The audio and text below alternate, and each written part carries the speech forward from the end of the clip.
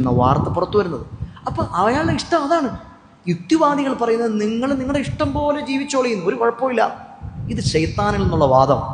യുക്തിവാദം എന്ന് പറഞ്ഞാൽ പിശാചിയായ വാദമാണ്. അവനവനിസം, അതാണ് യുക്തിവാദം. എനിക്ക് തോന്നുന്നത് എൻ്റെ ശരി, നിങ്ങൾക്ക് തോന്നുന്നത് നിങ്ങളുടെ ശരി. ഒരു സ്ത്രീയെ 10 പേർ ചേർന്ന് ബലാത്സംഗം ചെയ്യും, എന്നാൽ ആ 10 പേരും ആണ് ശരി. കാരണം ഭൂരിപക്ഷം ആളുകൾക്കും അതുകൊണ്ട് സന്തോഷമുണ്ടാകും. ഒരു സ്ത്രീക്കൊരു വേദന ഉണ്ടായി, ഒരു സ്ത്രീക്കല്ലേ, ബാക്കി 10 ആളുകൾക്കും സന്തോഷമല്ലേ. അതുകൊണ്ട് ആ 10 ആളും ചേർന്ന് ആ സ്ത്രീയെ മാനഭംഗപ്പെടുത്തട്ടെ, അതാണ് നല്ലത്. ഇതാണ് യുക്തിവാദം. ഇങ്ങനെ സ്വന്തം തോന്നിവാസങ്ങളും തന്നിഷ്ടങ്ങളും അതെല്ലാം ഒരു മനുഷ്യന് ചെയ്യാൻ പറ്റുന്നതാണ് എന്ന് പറയുന്നതാണ് യുക്തിവാദം. അപ്പോൾ നോക്കൂ, അങ്ങനെ എങ്ങാനും ഒരു മണിക്കൂർ സമയം നിങ്ങൾ ആലോചിച്ച് നോക്കി. എറണാകുളത്ത് കളക്ടർ ഒരു ഉത്തരവിട്ടു. എറണാകുളം ജില്ലയിൽ കളക്ടർ, ജില്ലാ കളക്ടർ, ആരാണ് അവിടുത്തെ ജില്ലാ കളക്ടർ അറിയാമോ? എറണാകുളം ജില്ലയിലെ ജില്ലാ കളക്ടർ ആരാ അറിയാമോ? എനിക്കറിയില്ല, നിങ്ങളതൊക്കെ പഠിക്കണ്ടേ. അപ്പോൾ അയാളൊരു ഉത്തരവിട്ടു. എന്താണ് ഉത്തരവെന്നറിയോ? 1 മണിക്കൂറത്തേക്ക് ഇതാ, ഇന്നിപ്പോൾ രാത്രി 9 മണി മുതൽ 10 മണി വരെ ആർക്കും ഇഷ്ടമുള്ളതെല്ലാം ചെയ്യാം എന്നൊരു മണിക്കൂർ സമയം ഒരാളങ്ങനെ. അല്ലെങ്കിൽ നമ്മുടെ വി ഡി സതീശൻ പുതിയ മുഖ്യമന്ത്രിയാണല്ലോ, അല്ലെങ്കിൽ വേണ്ട ആഭ്യന്തരമന്ത്രി രമേശ് ചെന്നിത്തല ഒരു ഉത്തരവിറക്കി. എന്താണ് അയാളുടെ ഉത്തരവ്?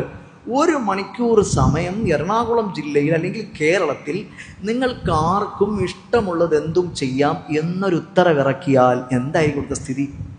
ഇവിടെ ഏതെങ്കിലും ഒരു ഷോപ്പിൽ സാധനം ഉണ്ടാവും, ഇവിടെ ഏതെങ്കിലും ഒരു ജ്വല്ലറിയിൽ സ്വർണ്ണം ഉണ്ടാവും, ഏതെങ്കിലും ഒരു മനുഷ്യന് മര്യാദയ്ക്ക് നടന്നു പോകാൻ പറ്റുമില്ല, കൂടെ ഒരു പെണ്ണിന് തെരുവിലിറങ്ങാൻ പറ്റുമോ? അന്ന് ഇവിടെ എന്തൊക്കെ നടക്കും പടച്ചവനെ, പറയണ്ട അല്ലേ? ഇപ്പം ഇത്രയും നിയമങ്ങളും പോലീസും സംവിധാനവും സൈബർ സെല്ലും, ഇപ്പോൾ ഓപ്പറേഷൻ തൂഫാനൊക്കെ ശ്ലാഘനീയമായ കാര്യമാണ്. പക്ഷേ അതിൽ കുറച്ച് കാര്യങ്ങളൊക്കെ ആഡ് ചെയ്യേണ്ടതുണ്ട്. ഇപ്പോൾ ബാറുകളൊക്കെ തുറക്കട്ടെ, കള്ളുഷാപ്പുകളൊക്കെ ഓപ്പൺ ആക്കട്ടെ, പിള്ളേരെ നമുക്ക് ഈ കഞ്ചാവും ഹഷീഷും മരിജുവാനയൊന്നും സർക്കാരിന് വരുമാനം കിട്ടുന്ന കാര്യമല്ലല്ലോ. അതുകൊണ്ട് നമുക്ക് അതൊക്കെ പിടിക്കാം. സർക്കാരിന് വരുമാനം കിട്ടുന്ന ചെറിയ ലഹരിയൊക്കെ നമുക്ക് തുറക്കാം. ആ നയം ശരിയല്ലേ? സർക്കാരിൽ നിന്ന് നമ്മൾ ആഗ്രഹിക്കുന്നത് പൂർണ്ണമായും മദ്യവിമുക്തി നേടുന്നൊരു കേരളീയ സങ്കല്പമാണ് നമ്മളെയൊക്കെ മനസ്സിലുള്ള ആഗ്രഹം. അത് കുറച്ച് വരുമ്പോഴത്തേക്ക് പുതിയ തലമുറ അതിൽ നിന്ന് വിട്ട് പോകും. പരിപൂർണമായിട്ടും അതൊക്കെ ചെയ്യാൻ പറ്റും, പോട്ടെ. അപ്പം ഞാൻ പറയുന്ന അങ്ങനെ 1 മണിക്കൂർ സമയം കേരളത്തിൻ്റെ ആഭ്യന്തരമന്ത്രി പറഞ്ഞാൽ ഇവിടെ എന്തായിരിക്കും അവസ്ഥ?